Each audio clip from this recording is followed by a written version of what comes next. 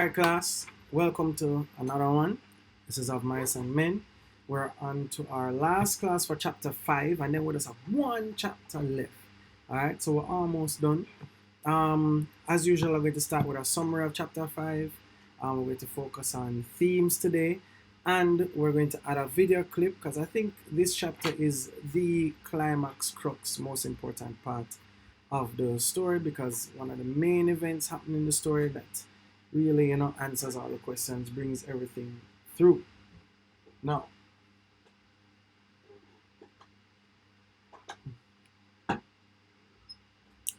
stay hydrated in this summer heat. Let's go. Most of the men, this is section 5. Most of the men are outside the barn playing at throwing horseshoes. Only Lenny is in the barn where he has just accidentally killed his pup by stroking it too hard. Curly's wife comes in and starts to flirt with Lenny, who confesses to her his liking for stroking nice things. She invites him to stroke her long, soft hair, but as his stroking becomes harder, she panics. The harder he strokes, the more she panics, and in the end, Lenny accidentally breaks her neck. He half buries her body in the hay and runs off. Candy discovers Curly's wife's body and informs the rest of the men. Curly is furious and decides to seek revenge, organizing a manhunt to pursue and kill Lenny. Reluctantly, George joins the hunt. Alright. Now, sorry about that. Now, what I think we'll realize is happening is we're looking on the outcast, and then the theme that really steps forward isn't really about death per se. Death is a theme because the pup dies, and then Curly's wife dies. Foreshadowing is also a theme because I think the death of the pup foreshadows the death of Curly's wife. And more foreshadowing happens in chapter 6. Now, what I want us to also look on though is how this death affects other themes. For example, the themes of dreams and aspirations and the American dream. Now here, in the first quote that I have, now, George ain't gonna let me tend no rabbits now. That's Lenny talking about the fact that he killed the pup and he doesn't want George to know. Why don't he? Well, he said if I done any more bad things, he ain't gonna let me tend the rabbits. She moves closer to him and she spoke soothingly. Don't worry about talking to me. Listen to the guys yell out there. They got $4 bet in that tournament. None of them ain't gonna leave till it's over.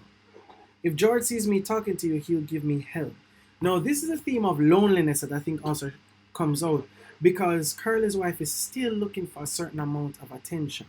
When we spoke about characters, we spoke about how her aspirations and her dreams were higher than the ranch itself. But also we can't get over the fact that she feels like an outcast. She feels very lonely on this ranch of men. And while feeling so lonely, we can see that this comes out obviously through Candy Crooks. Crooks is reveling, so Crooks, who represents loneliness, is reveling in the one thing that the men accept him for doing, which is playing horseshoe. But you'll even notice in the same chapter that when they all come to the barn to see what happens, Crooks kind of stands back because he knows that this is not his place, right? And Lenny knows he did a bad thing, and theme of loneliness comes out in this chapter because as soon as he kills her, what does he do? He runs off into the distance by himself. Loneliness. Who finds Curly's wife in the barn? Candy. All by himself. He's not playing horseshoe. He's all by himself. He's lonely. He shows up. He sees her. And then just to wrap up loneliness, what does he see? Curly's wife dying the way that she was living, which is by herself. Now, before I move on to this quote, I'm actually going to play a video clip for you guys, which showcases the death of Curly's wife. I'm going to play that clip right now. Don't mess it up. Let go. Let go. You let go. Don't. Let go. Don't. Hey, no. 3, 2, nothing of that. Please, don't you go yelling. Don't you go yelling. Don't. Yell. Don't do that. George is gonna be mad if you yell.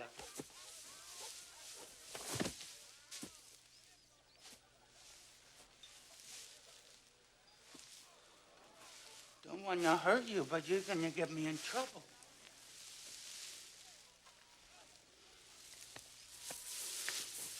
You done a bad thing.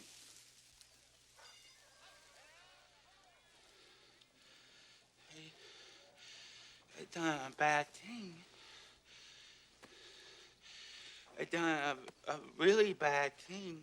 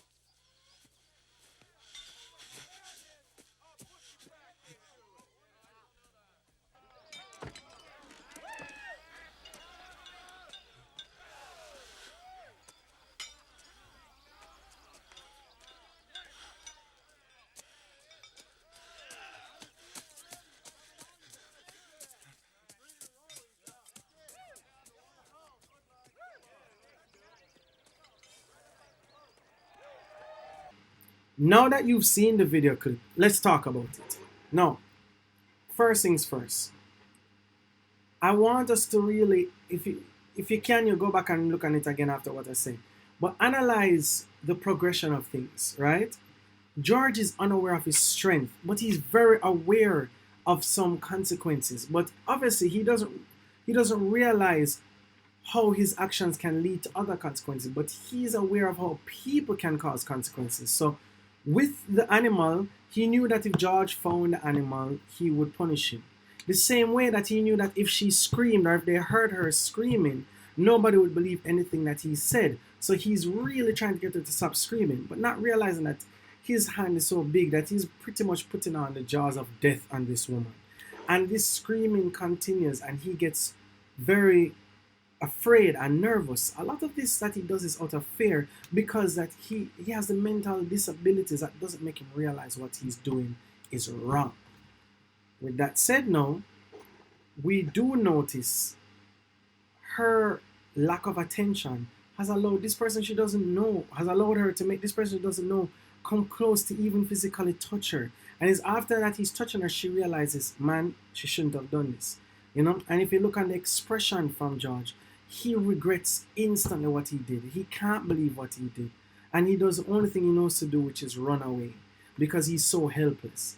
At the same time, we have to look at the fact that if he knows the consequences, he should know well enough to stop doing certain things.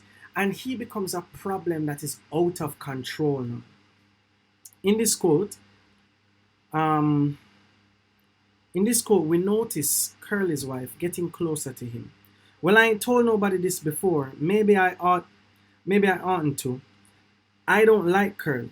He ain't a nice fella. We spoke about this in characters, but we notice it even more, right?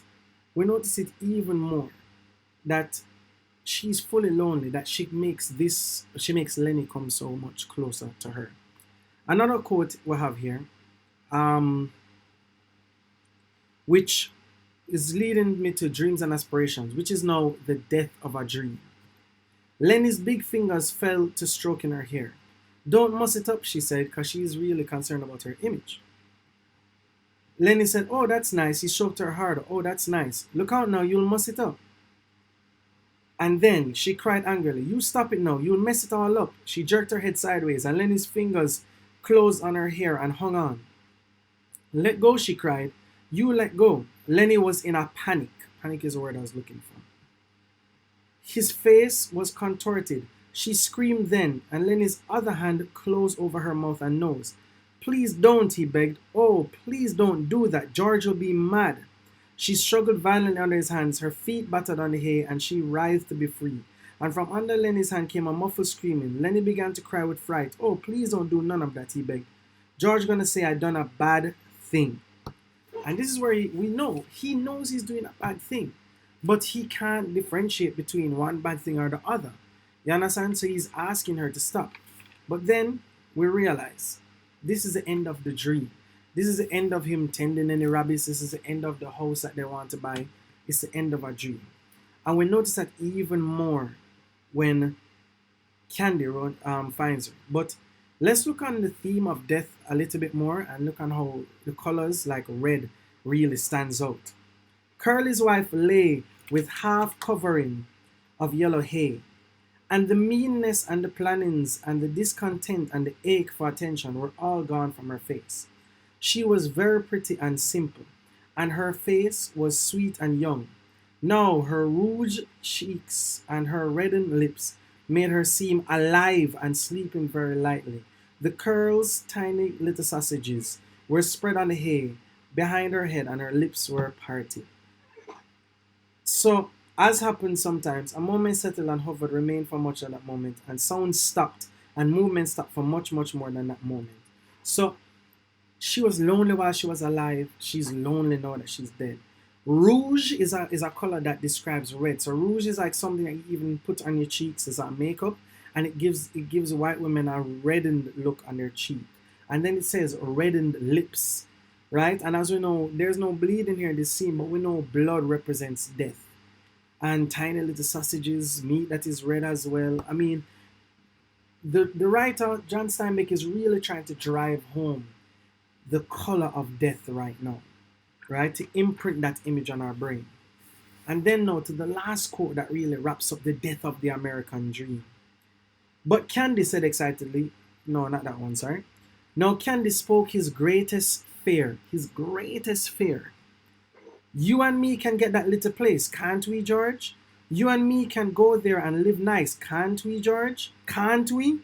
You see, Candy is now worried that rather than worrying about the body, the person that has died, Candy is really stressed about the fact that their dream is now dead. That they don't even know if George can stay at the ranch. They don't know what's going to happen. Lenny was part of this whole plan because Lenny was the muscle that was going to get this farmhouse going. That, you know, all of this that they were planning to do, Candy can't do that physical work. You understand? Crooks can't do that physical work because of his busted back. So George is going to need somebody as strong as Lenny, and Lenny would have been easier because he's so big and strong. He could do the work of 2 to 3 men. But now, are they going to get 2 to 3 men? No, that's a whole ranch. So it really does kill their whole dream. And he's saying it with that panicky, nervous voice. Can't we? Can't we? Can't we? Before George answered, Candy dropped his head and looked down at the hay. He knew. That little phrase right there makes us, the reader, know. He knew that this was the end of it. George now is trying to reassure Candy in the same way that he normally reassures Lenny. How he's always telling Lenny and motivating. Watch George try to reassure Candy.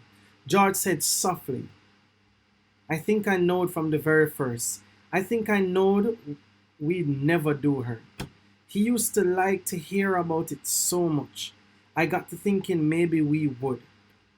So he's saying that like, that whole dream, he kind of, you know, he's saying in his mind he knew it would never happen. You know, but Lenny said it so much that he started to believe. And then Candy, then it's all off? Candy asked sulkily. George didn't answer his question. George said, I'll work my month and I'll take my $50 and I'll stay all night in some lousy cat house. Or I'll sit in some pool room till everybody goes home. Then I'll come back and work another month. And I'll have $50 more. Candy said, he's such a nice fellow. I didn't think he'd do nothing like this. So this is where we're really seeing the death of the dream. This is where we really see what is happening. We understand? And we notice a mix now of the death of the dream and Candy's loneliness when he says, the sound of the men grew fainter. The barn was darkening gradually, and in their stalls the horses shifted their feet and rattled the halter chains. Old Candy, notice is not just Candy, old Candy, lay down in the hay and covered his eyes with his arm, his one arm. So the distress is there. The dream itself has died. The American dream has died with the death of Curly's wife. And Candy knows it. That no matter how much George tries to reassure him, this is it. This is the end. This is the end of the dream. Alright?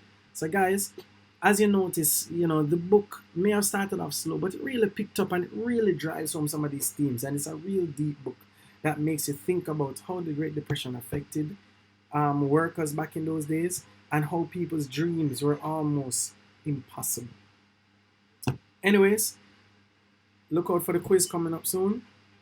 Please read the book. One chapter to go. Stay safe.